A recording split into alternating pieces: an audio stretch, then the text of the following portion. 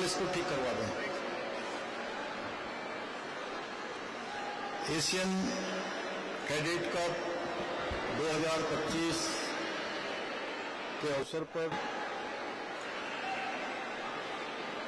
Fencing association of India के महासचिव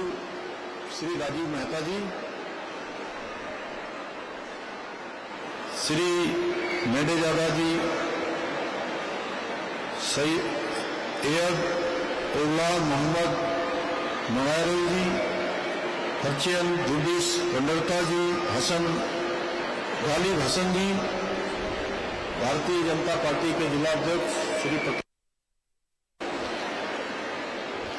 यहाँ के स्थानीय विधायक आदरणीय मोहन सिंह बिष्ट जी, भीमताल विधानसभा के माननीय विधायक राम सिंह कैड़ा जी, रानीखेत विधानसभा के माननीय विधायक प्रमोद नैनवाल जी, डॉक्टर अनिल डब्बू जी, शंकर कोरंगा जी, श्री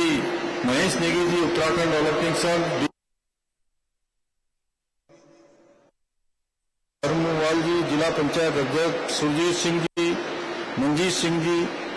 आयुक्त कुमाऊं मंडल श्री दीपक रावत जी, डीएम नैनीताल वंदना सिंह जी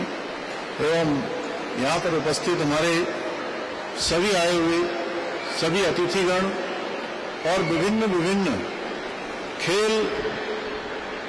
संघों से आए हुए सभी हमारे प्रतिनिधिगण, सभी कोच, सभी अतिथिगण और 17 राज्यों से प्रतिभाग कर रहे हमारे सभी खिलाड़ी, देश विदेश से पधारे हुए सभी खेल प्रेमियों का, मेरे सभी युवा छात्र छात्राओं का और मीडिया के सभी मित्रों का मैं हृदय से स्वागत करता हूं, आप सभी का अभिनंदन करता हूं। ये हम सब लोगों के लिए बहुत गर्व का विषय है कि पहली बार देश में आयोजित हो रहा ये अंतर्राष्ट्रीय फेंसिंग प्रतियोगिता के आयोजन की मेजबानी का अवसर देवभूमि उत्तराखंड को प्राप्त हो रहा है। मैं इस प्रतियोगिता के सफल आयोजन के लिए fencing association of India Shri Rajiv Mehta ji और खेल विभाग के पूरी टीम को हृदय से बधाई देता हूं। मुझे जानकर अत्यंत प्रसन्नता हो रही है कि इस अंतर्राष्ट्रीय प्रतियोगिता में एशिया के 17 से अधिक देशों और 200 से अधिक खिलाड़ी प्रतिभाग कर अपने उत्कृष्ट प्रदर्शन के द्वारा दर्शकों को रोमांचित करने का काम यहां पर हमारे खिलाड़ियों ने किया है। मैं इस अवसर पर सभी विजेता खिलाड़ियों को हार्दिक बधाई देता हूं। साथ ही आशा करता हूं कि जो खिलाड़ी जीत से कुछ कदम दूर रह गए हैं वो भी अपनी खेल क्षमताओं में सुधार लाने के लिए इसे एक अवसर के रूप में देखें। भाइयों बहनों,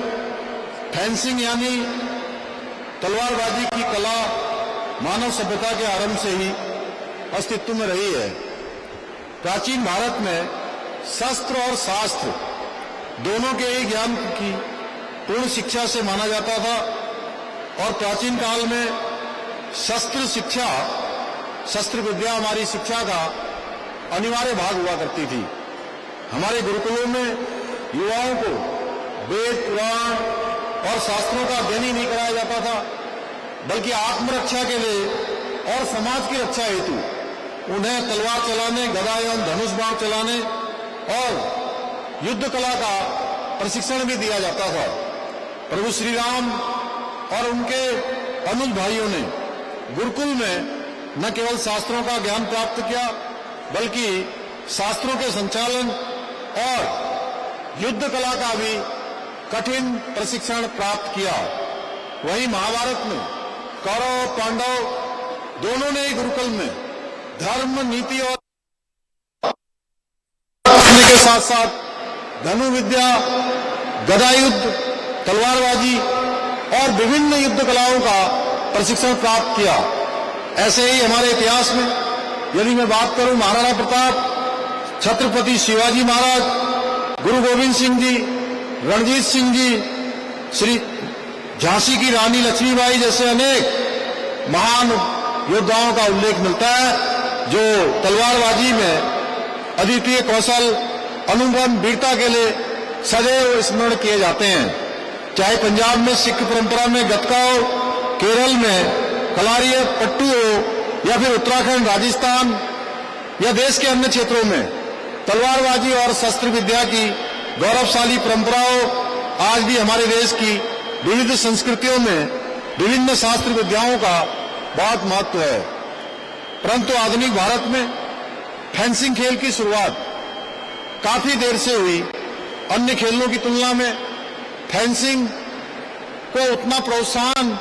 नहीं मिल पाया, लेकिन कुछ वर्षों में फेंसिंग ने तेजी से लोकप्रियता हासिल की है। अर्जुन अवार्ड से सम्मानित भवानी देवी के राष्ट्रमंडल खेलों और एशियाई खेलों में मेडल के बाद अब युवाओं का रुझान फेंसिंग की तरफ तेजी से बढ़ा है। आज हमारे युवा न केवल इस खेल में राष्ट्रीय स्तर पर उत्कृष्ट प्रदर्शन कर रहे हैं, बल्कि अंतर्राष्ट्रीय मंचों पर भी देश का नाम रोशन कर रहे हैं। आज जिस प्रकार शूटिंग, आर्चरी और जेवलिन थ्रो जैसा खेलों में पूरे विश्व में भारत का परचम लहराता है, मुझे विश्वास है आने वाले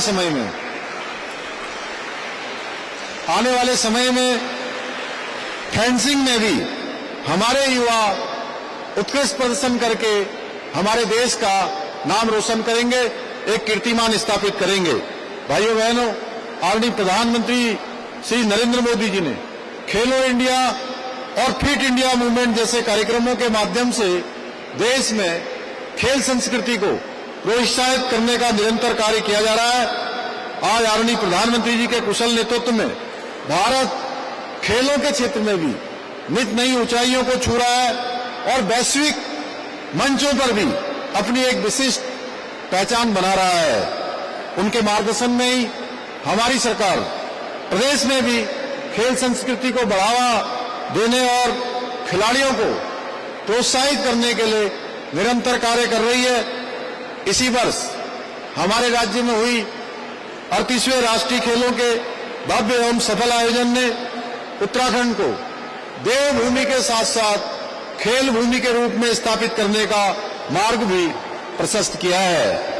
इन खेलों में उत्तराखंड के खिलाड़ियों ने 103 पदक प्राप्त किए और 7वां स्थान प्राप्त करके